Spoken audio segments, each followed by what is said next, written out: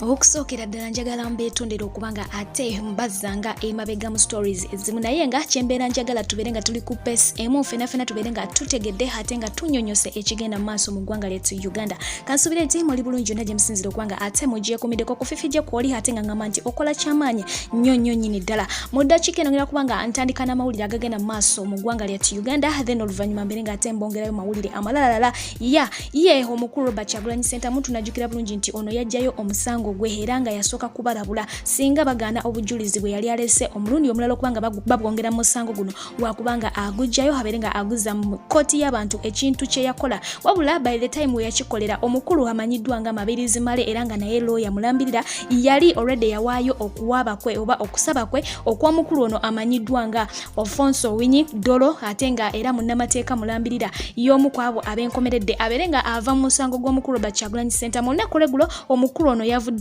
n'abeera nga ayanukula okusaba kw'omukulu Mabirizi Male n'amutegeeza nti ekisookera ddala talina buyinza kubanga amujja mu musango gw'omukulu Robert Kyagulanyi Ssentamu kubanga si yaguwawaabira. Kyakubiri ku kyo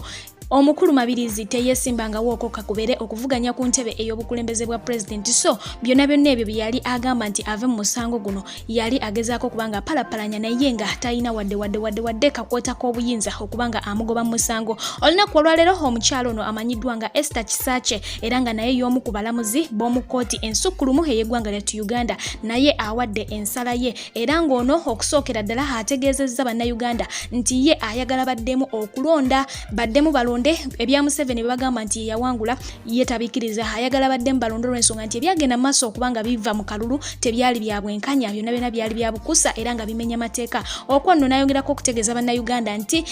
faili ye ebaddemu ensala ye oba empoza ye y'omusango guno gw'omukulu Robert Kyagulanyi Ssentamu. Omukulu ono amanyiddwa nga Alfonso Owiny yasindise aba Uganda Police Force ne babeera nga ate bamuggyako faili eyo oba okitegeera. Ebyo nabyo abyogedde olunaku olwaleero ng'agezaako okubanga ate awa endowooza ye. Kinajjukira nti oyo y'omu ku bakyala oba y'omu ku balooya abagambibwa okuba nti ye yali akkiriza omukulu Robert Kyagulanyi Ssentamu obujulizi bwe obujja bwalese mu musango guno bubeere nga wabula ate abalooya abalala bonna baagaana era nga olunaku olwaleero tebakiise mu kkooti ng'omukyalo oyo agezaako kubanga ate awa empulira ye oba okitegeera tebasobodde kubanga bakiika era nga n'olunaku olw'eggulo omukulu Alfonso Owiny yategeezezza eggwanga nti nga bonna abali kakiiko we bakkaanya era ne bakkiriziganya ku nsonga emu wabula ate omukyalo ono olunaku olwaleero avudde byonna n'abeera nga agamba nze sikkaanya nabo. Ndowooza ntegeera ddala bulungi. Omukulu amanyiddwa nga Muhammad Ssegirinya wasinzidde n'avaayo nga munange musanyufu muzibu asoose na kumuyita hero mu posta esoose. Posta endala n'abeera ng'agamba nti muwala we agenda kuba ng'amwongerako erinnya lya Kisaache abeere nga yenna Girinya Shifra Kisaache. Olw'ebyo omukyalo ono byagenze mu maaso okuba nga ate akola. Ye Mick Wine avuddeyo n'ategeeza eggwanga nti I told you Katonda talya mberenge kaakati Kazaule sisi once again we want our victory no jokes. Bwatyo naye bwategeezezza batandise okubanga ate bakola kiberumangana okusinziirako ebigenda mu maaso naye nga abandi bagamba nti oyo Katemba weewaawo ali mu kkooti naye nga ye omukyala ye bwatyo bwakikoze bwategeezezza eggwanga lyattu Uganda. Omukulu Ssegirinya Muhammad Honorable Mulamba bw'alabye embeera bw'etyo ayongeddeko n'abategeeza nti mwe mukole Katemba wammwe muyinza oba muli mu Katemba wammwe naye ffe nga ffe aba NUP kibeera kitukolera bulungi nnyo nnyini ddala. Ate nga ye omukulu amanyiddwa nga Joel Ssenyonyi era nga naye avuddeyo n'ayogera ku mbeera eno n'abeera nga ategeeza omukulu Alfonso Owiny nti bino byokola munange biswaza nnyo nga bw'okiwulira. So nno embeera yo bw'etyo bwegenze mu maaso okubanga ate eyimirirako mu nsonga za politics mu ggwanga lya Uganda mu ggwanga lyaffe erya Uganda. Ate okuddako heru yeno ku mukulu amanyiddwa nga John Pombe Magufuli eyafudde ekiro ekyakeesezza olunaku lwaleero era nga yafiiridde ku muji obukulu 61 agagenda mu maaso mu ggwanga lyattu.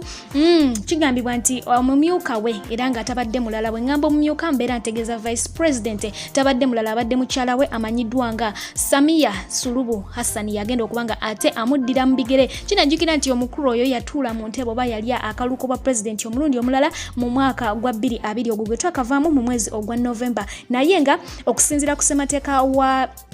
Tanzania nga bwatambula kigambibwa nti singa omukulembeze aba afudde nga ekisanja kye kikyaliko omumyuka we oba abadde amumyuka yalina okuba nga ate asigala nga atambuza ekisanja okutuukira ddala we kinaggwako ate ne babeera nga baddamu okulonda omukulembeze omujja era nga abadde omumyuka we nga bwenkunyonyedde tabadde mulala abadde mukyala we oyo gwolengera era nga wenjogeera yagenda okuba nga afuuka pulezidenti wa Tanzania omujja era nga wakulayira bajja kuba nga bategeeza ddi lwanaaba alayira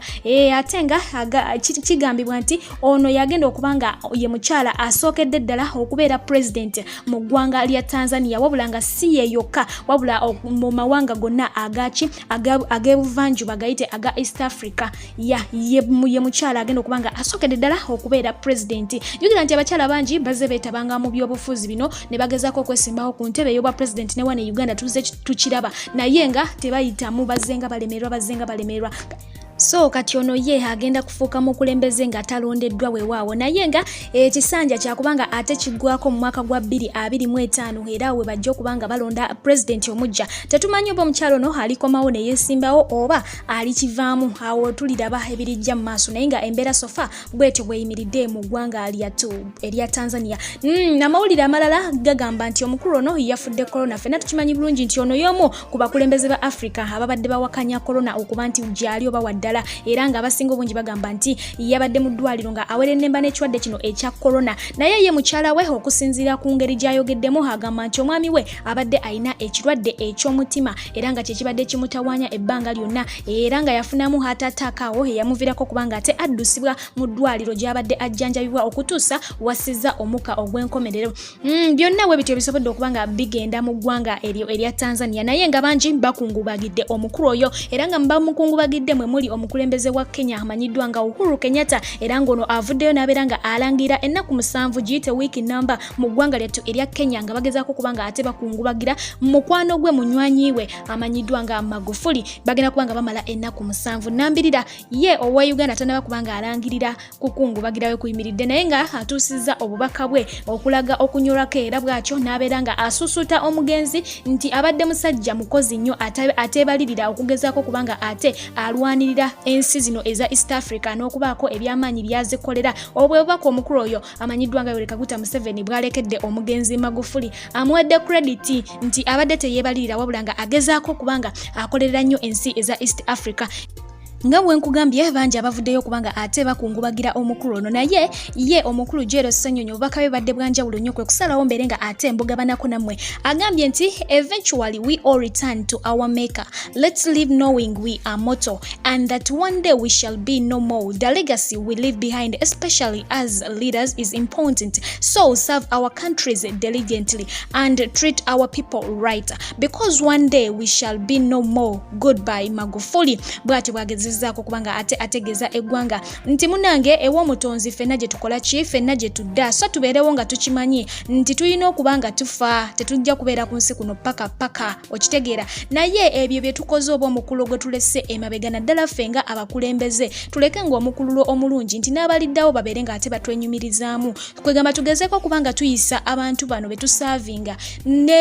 n'okwagala n'okufaayo tuleme kubanga ate tuba tulugunya mu mbeera embi oba endala era bw'atyo n'abeera nga ategeeza omukulu amanyiddwa nga Magufuli abeere nga awummula mirembe. Bangi abagezezaako kubanga balekawo obubaka baabwe ba Lydia Jasmine ba Bruno K ba Shiba ba Bobby Wine buli omu agezezaako kubanga alekawo obubaka bwe naye obubaka bw'ono omukulu badde bwanjawulo olw'ensonga nti avuddeyo kubanga ayisaawo point ye nga ategeeza buli gwe kikwatako buli mukulembeze mu kiti kye nti eno ensi terina kubanga etwemazaamu olw'ensonga tuyitamu buyisi tuli bagenyi byokola leero enkya bugenda kukyanga tokyabikola wabula ng'ensi yasigala emabega ekwogerako ng'omusajja omubi sogezaako kubanga okola byokola ng'okimanyi nti akadde kagenda kutuuka obeere nga ate osibula.